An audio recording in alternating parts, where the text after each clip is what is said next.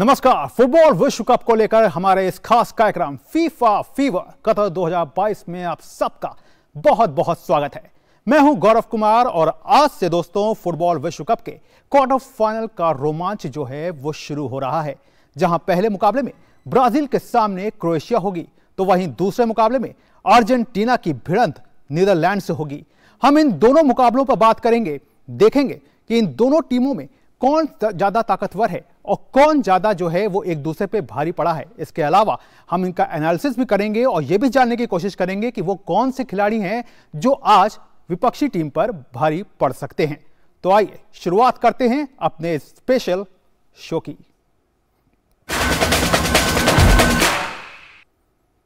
Qatar में आयोजित हो रहे फीफा विश्व कप में शुक्रवार से क्वार्टर फाइनल मुकाबले शुरू होंगे। पहले क्वार्टर फाइनल मैच में ब्राजील का सामना क्रोएशिया से होगा। यह मैच एजुकेशन सिटी स्टेडियम में खेला जाएगा। क्रोएशिया और ब्राजील दोनों ही इस विश्व कप में अच्छे रंग में दिख रहे हैं। ऐसे में इस मुकाबले के रोमांचक होने की पूरी उम्मीद जो है वो की जा रही है।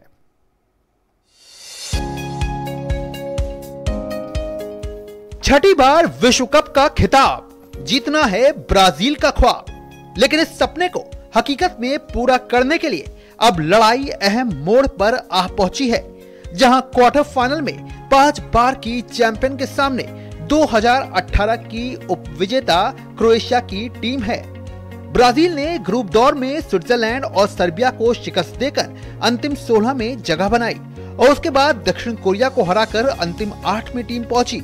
इस पूरी मुहिम के दौरान इस टीम को सिर्फ कैमरून के हाथों शिकस्त मिली, यानी अब तक इस विश्व कप में ब्राजील की टीम सिर्फ एक मुकाबला हारी है। टीम ने दक्षिण कोरिया के खिलाफ जिस उच्च दर्जे का खेल दिखाया, उसने इस टीम के स्टार खिलाड़ियों के दमदार खेल को सामने रखा, जिसमें Richarlison, Neymar junior, Vinicius junior अहम खिलाड़ी रहे। लेकिन इसके साथ ही ब्राजील के लिए कुछ दिक्कत भी है, जिसमें टीम का क्वार्टर फाइनल का रिकॉर्ड है। टीम 4 में से 3 विश्व कप में क्वार्टर फाइनल से बाहर हुई है। हालांकि ब्राजील के लिए राहत की बात हेड टू हेड का रिकॉर्ड है। ब्राजील और क्रोएशिया अब तक 4 बार भिड़े हैं, जिसमें से 3 बार ब्राजील ने जीत दर्ज की है, जबकि सिर्फ एक मुकाबला ड्रॉ रहा है। उधर क्रोएशिया की बात करें तो इस टीम ने एक बार फिर से दमदार प्रदर्शन किया है। टीम को प्री क्वार्टर फाइनल में जापान से कड़ी टक्कर मिली थी, जहां पेनल्टी शूटआउट में जाकर क्रोएशिया के हक में फैसला आया। टीम के पास Luka Modric, Ivan Perisic, Mateo Kovacic जैसे चेहरे हैं, जो मिडफील्ड की सबसे बड़ी ताकत हैं। क्रोएशिया के लिए बड़ी बात यह है कि इस टीम ने पिछले 20 अंतर्राष्ट्रीय मैचों में से सिर्फ एक में हार का सामना किया है, जबकि 13 मुकाबले जीते हैं, वहीं 6 मुकाबले ड्रॉ रहे हैं। कुल मिलाकर इस मुकाबले में दबाव का खेल दोनों ओर दिखेगा और जीत का दम वही टीम भरेगी जो अपनी ताकत को अपने खेल में सही तरीके से उतार विरोधी पर दबाव बनाने में कामयाब होगी। Sports desk, DD news.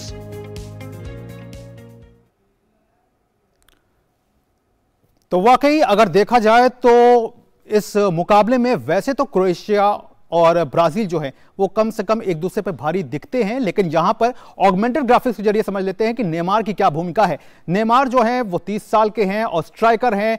इस वर्ल्ड कप में हालांकि वो केवल एक गोल जो है वो केवल कर पाए हैं, लेकिन बावजूद उसके उनका जो महत्व है वो इसलिए भी बहुत ज्यादा हो जाता है क्योंकि उन्होंने टोटल जो है वो ब्राजील के लिए अब तक 76 गोल जो है वो किए हैं। और नेमार जूनियर इसीलिए उनसे बहुत ज्यादा उम्मीद रहती है क्योंकि ग्रुप स्टेज में ये खिलाड़ी पहला मैच खेलने के बाद वो चोटिल हो गए थे, उसके बाद ग्रुप स्टेज के मुकाबले से हट गए थे और फिर जब वापसी उन्होंने की थी और जहां दक्षिण कोरिया के खिलाफ जब मुकाबला खेला था तो उसमें इन्होंने एक गोल करने में कामयाबी हासिल की थी और वहां पे इनका रुतबा जो है वो दिखाई दिया था। तो इस तरह से आप समझ सकते हैं। इसके बाद अगर बात करें अब ब्राजील के जो अगले खिलाड़ी हैं जो कि बहुत ज्यादा इस समय चर्चा में भी बने हुए हैं, रिचार्लिसन हैं।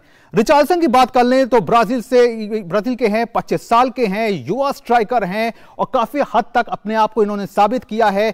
अगर इनके वर्ल्ड कप के रिकॉर्ड को देखें तो इस बार इन्होंने इस वर्ल्ड कप में अकेले इसी वर्ल्ड कप में इन्होंने ये 3 गोल जो है वो दाग चुके हैं, यानी कि यहां से इनका काफी अच्छा एक रिकॉर्ड जो है वो सामने निकल करके आता है। इसके अलावा इन्होंने 20 गोल जो है वो कुल कंट्री के लिए जो है वो किए हुए हैं। तो यानी कि ब्राजील के लिए, ब्राजील को सबसे ज्यादा जो उम्मीद रहने वाली है वो अपने इन्हीं दो सितारों से जो है वो रहने वाली है। और काफी ज्यादा टीम का जो कहना चाहिए काफी बैलेंस दिख रही है। कैमरून के खिलाफ टीम को जरूर हार मिली थी, लेकिन उस एक हार को भुला दिया जाए तो बाकी जो नतीजा रहा है वो ब्राजील के हक में रहा है। लेकिन सामने कौन है? क्रोएशिया है। तो ऐसे में अब क्रोएशिया की भी हम देख लेते हैं कि वो कौन से खिलाड़ी हैं। क्रैमरिच का काफी अच्छा रोल रहा है। 31 साल के हैं और काफी अच्छे तरीके से इन्होंने खुद को सामने रखा है। कंट्री के लिए इन्होंने 22 गोल कर चुके हैं। इस वर्ल्ड कप में इन्होंने 2 गोल दागे हुए हैं। तो इनकी जो भूमिका है वो काफी हद तक जो है क्रोएशिया के लिए काफी इंपॉर्टेंट रोल जो है वो प्ले करेगी और इनसे जो है वो क्रोएशिया को काफी उम्मीदें भी रहेंगी, क्योंकि अगर ये एक बार फिर से अगर स्ट्राइक करते हैं और इनकी स्ट्राइक जो है वो सीधे अगर सफल रहती है तो यकीनी तौर पर क्रोएशिया का मनोबल जो है वो ऊंचा होगा। इसके बाद बात कर लेते हैं लूका मॉड्रिच की। काफी इंपॉर्टेंट रखते हैं। बहुत अनुभवी स्ट्राइकर हैं, 37 साल के हैं और कहना चाहिए कि 23 गोल जो है वो क्रोएशिया के लिए कर चुके हैं। इनका रोल अपने आप में काफी इंपॉर्टेंट हो जाता है। कहते हैं कि आप भले ही अगर आप फील्ड में भी हैं, क्योंकि सबसे अनुभवी हैं क्रोएशिया के ये खिलाड़ी, इनसे काफी उम्मीद रहती है और फील्ड में इनका मौजूद रहना ही क्रोएशिया का जो मनोबल है उसको बढ़ा देता है। तो इनके लिए ये काफी कुछ इस बार देखना होगा। हालांकि इस वर्ल्ड कप में वो गोल नहीं कर पाए हैं, लेकिन बावजूद इसके इनसे यही उम्मीद रहेगी कि इस बार ये अपने आप को साबित करें, अपने आप को सामने रखें और जो अब कहना चाहिए कि जो भी गेम इन्होंने छुपा के रखा हो, शायद अब समय आ गया है कि अब इनको अपना गेम जो है वो सामने रखना होगा। तो ये तो आपने देखा कि की प्लेयर्स की बात देखी, लेकिन अब आपको दिखा देते हैं कि ब्राजील का क्वार्टर फाइनल तक का सफर जो है वो किस तरह का रहा है। तो टीम ने 4 मैच खेले हैं, 2 जीते हैं, 1 में टीम को हार मिली है। ये हार मिली थी कैमरून के खिलाफ, 1-0 से वो हार हुई थी। ड्रॉ एक भी नहीं है। सबसे बड़ी बात क्या है कि इस टीम ने अब तक 7 गोल किए हैं, यानी ग्रुप स्टेज से मिलाकर के प्री क्वार्टर फाइनल तक का देख लें तो 7 गोल जो है वो ब्राजील ने किए हैं और केवल 2 गोल जो है वो टीम को खाने पड़े हैं। तो ये तो आपने देखा ब्राजील का रिकॉर्ड। और अब देख लेते हैं कि क्रोएशिया का क्वार्टर फाइनल का अब तक पहुंचने का जो रोड रही है वो किस तरह की रही। 4 मैच खेले हैं, 2 जीत है और क्रोएशिया से अब तक जिस तरह से क्रोएशिया ने अपने आप को सामने रखा है वो बहुत इंपॉर्टेंट रोल जो है वो प्ले करता आया है। तो आपकी स्क्रीन पे आप देख सकते हैं कि अब 4 मैच क्रोएशिया ने भी खेले हैं, 2 जीते हैं, 1 भी हार जो है वो क्रोएशिया को मिली नहीं है। 2 ड्रॉ जरूर इसके मुकाबले जो हैं वो ड्रॉ रहे हैं, लेकिन बहुत संतुलित तरीके से इस टीम ने अपने आप को बढ़ाया है आगे। 5 गोल जो हैं वो किए हैं टीम ने और 2 गोल इस कड़ी में टीम को खाने पड़े हैं। तो यानी कि एक बड़ा मुकाबला यहां पर देखने को मिल सकता है, क्योंकि क्रोएशिया वो टीम है जो कि 2018 की उप विजेता है। टीम का फ्रांस से सामना हुआ था फाइनल में, वहां टीम को जरूर हार झेलनी पड़ी थी, लेकिन उसके बाद से अपनी रिदम को इस टीम ने बनाए रखा है। और इस मुकाबले पर और ज्यादा बात करने के लिए न्यूज रूम से सीधे जुड़ रहे हैं हमारे संवाददाता नारायण सिंह। तो नारायण, क्या कहेंगे, किस तरह से देखेंगे इस मुकाबले को, खासतौर से जिस तरह से रंग में ब्राजील दिख रही है। टीम का पूरे कैंपेन को देखें तो सिर्फ एक कैमरून के मैच को छोड़ दे तो बाकी मैच में टीम ने अच्छे तरीके से खुद को सामने रखा है।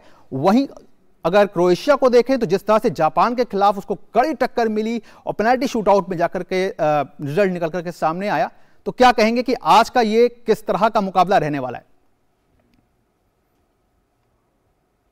मिल सकता है आज फुटबॉल में, क्योंकि एक ब्राज़ील जो है साउथ अमेरिकन टीम है, वहीं क्रोएशिया एक यूरोपियन टीम है। एक अलग अलग फ्लेयर दिखने को मिलेगा, जहां की ब्राज़ील की टीम जो एक सांबा फ्लेयर लाती है फुटबॉल में, और वहीं जो क्रोएशियन टीम है जो अपने मिडफील्ड के लिए जानी जाती है। एक ज़बरदस्त मुकाबला होने वाला है दोनों के बीच। और सबसे अहम चीज़ें देखनी होगी कि ब्राज़ील किस तरह से जो क्रोएशियन टीम है उनका मिडफील्ड, जिसमें कि लूका मॉड्रिच जो रियल मैड्रिड के लिए खेलते हैं, वो किस तरह का जादू चलाते हैं। साथ ही जो उनके दूसरे कोवाचिच है मिडफील्ड, जो इनकी जो एक केमिस्ट्री रहती है, किस तरह से क्रोएशिया के लिए यही सारा गेम घुमाते हैं।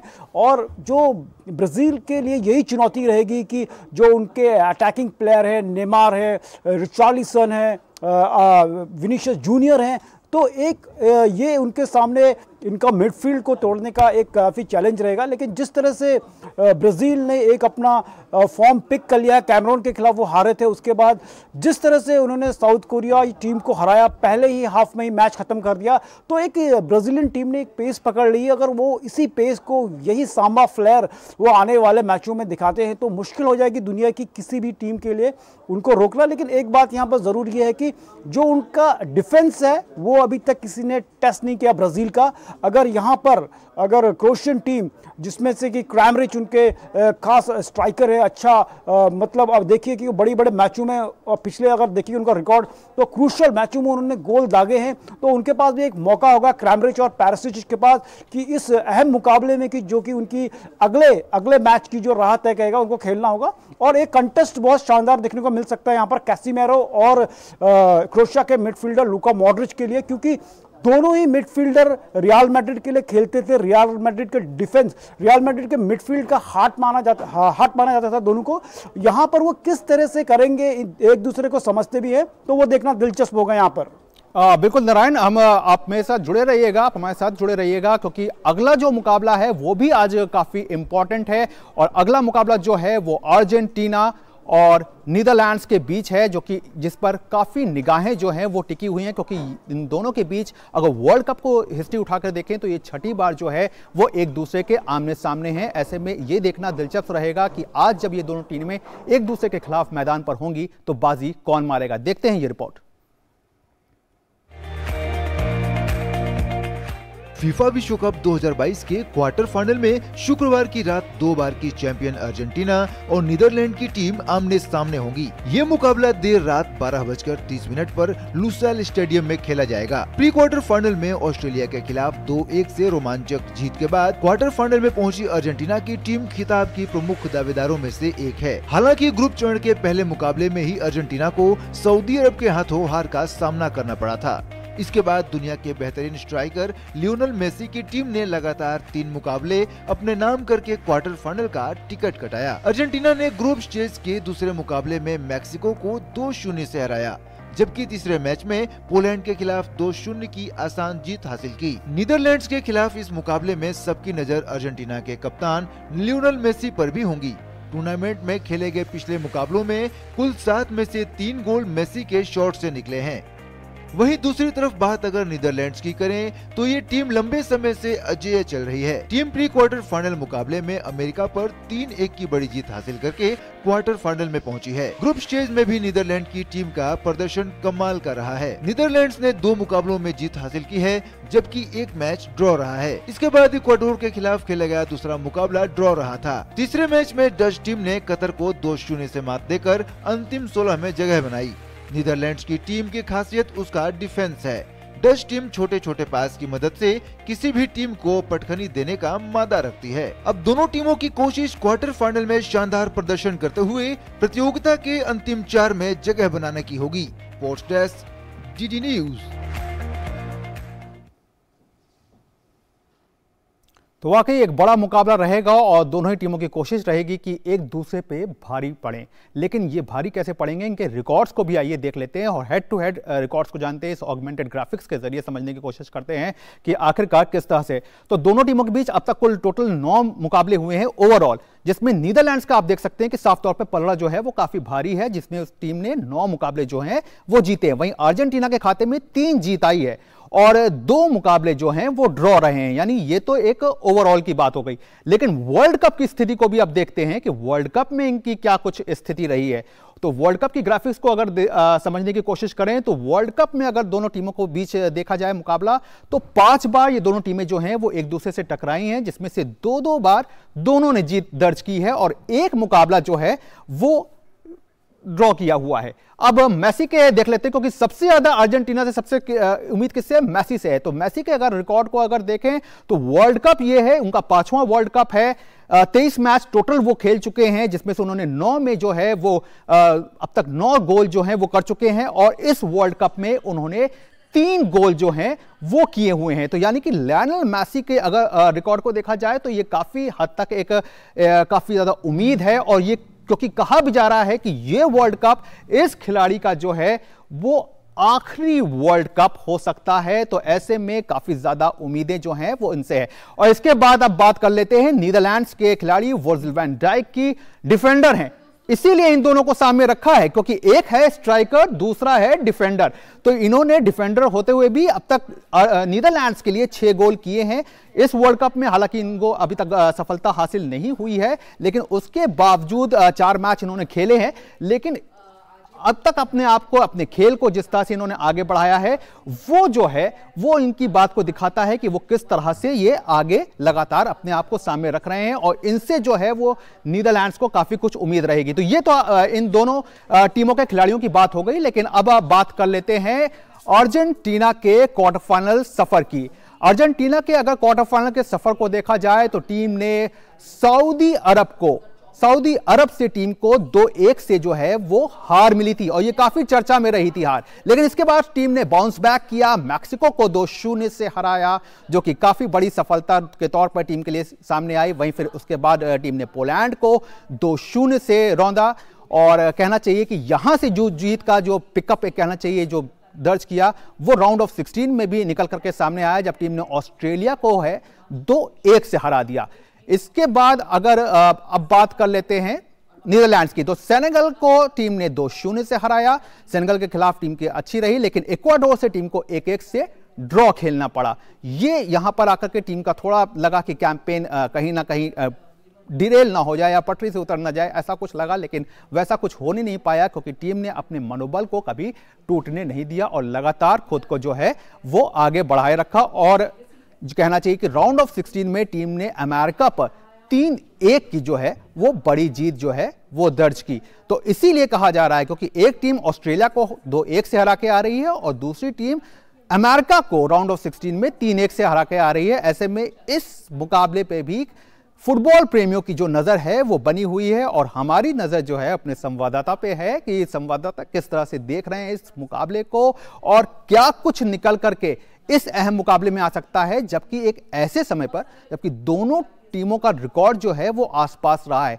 तो आइए सीधे चलते हैं नारायण सिंह के पास एक बार फिर से, और नारायण से जानते हैं कि वो क्या कुछ देखते हैं, कैसे देखते हैं इस मैच को। मेसी के लिए कितना बड़ी एक ये प्रेशराइज सिचुएशन होगी। जी नारायण, कैसे देखेंगे, क्या कुछ कहेंगे कि मेसी के लिए सारी निगाहें जो हैं वो मेसी पर हैं, तो ऐसे में कहीं ना कहीं उन पर एक दबाव होगा, या फिर आपको लगता है कि ये एक ईजी रोड रहेगी कहीं ना कहीं अर्जेंटीना के लिए?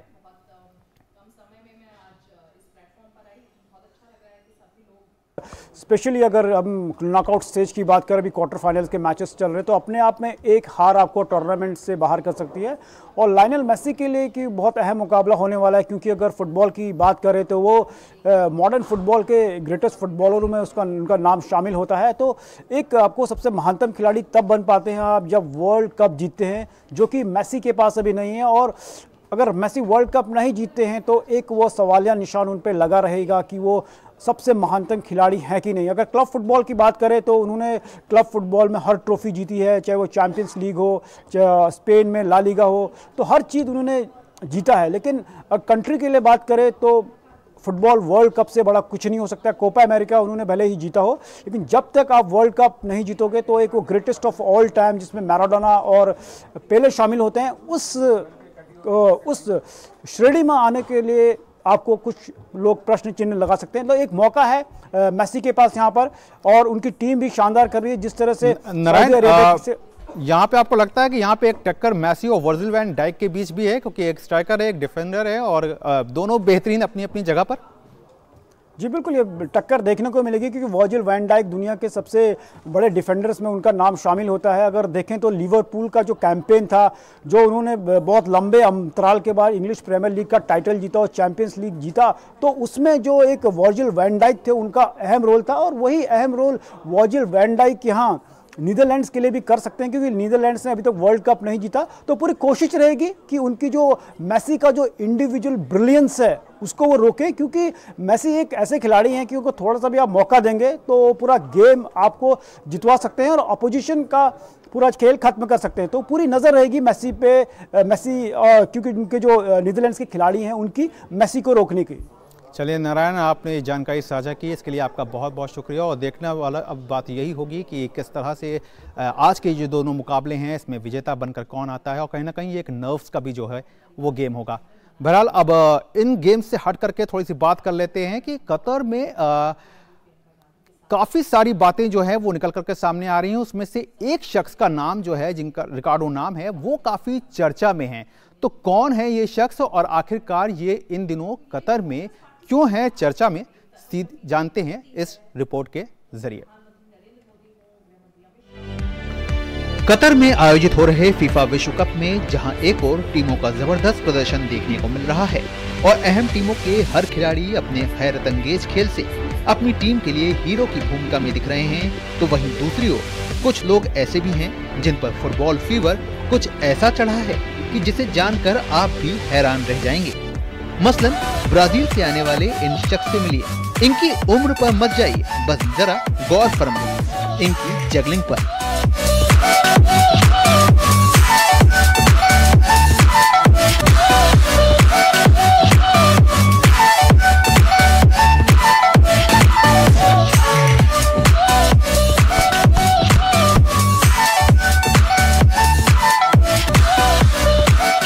कतर में रिकार्डिनो द जगलर के नाम से मशहूर इन शख्स ने ठान लिया है कि वो अपनी इस जगलिंग की कला को लगातार बिना रुके 48 घंटे तक करेंगे ताकि वो अपने इस कारनामे का विश्व रिकॉर्ड कर सकें। बड़ी बात ये है कि ये शख्स ब्रशिंग, खाने पीने के दौरान और यहाँ तक कि टॉयलेट को यूज करते समय भी जगलिंग को छोड़ता नहीं है। देखिए, हर रिकॉर्ड होता है। पहले 30 मिनट जरूर कठिन होते हैं, लेकिन अगर पहले 30 मिनट में गेंद जमीन पर नहीं गिरती है तो समझ लीजिए वो नहीं गिरेगी। वैसे रिकार्डो इससे पहले भी जगलिंग में खुद को आजमा चुके हैं और लगातार जगलिंग का इनका करंट रिकॉर्ड 34 घंटे 5 मिनट का है। वाकई हैरान कर देने वाली ये तस्वीर तो इसी बात को एक बार फिर से सामने रखती है कि अगर किसी काम को करने की ठान ली जाए तो फिर कुछ भी नामुमकिन नहीं। न्यूज़।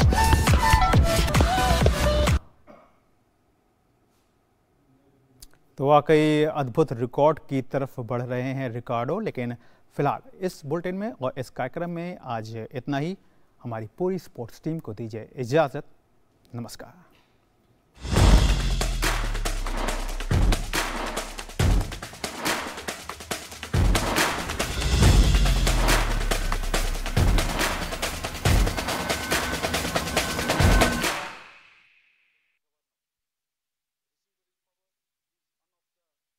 हर दिन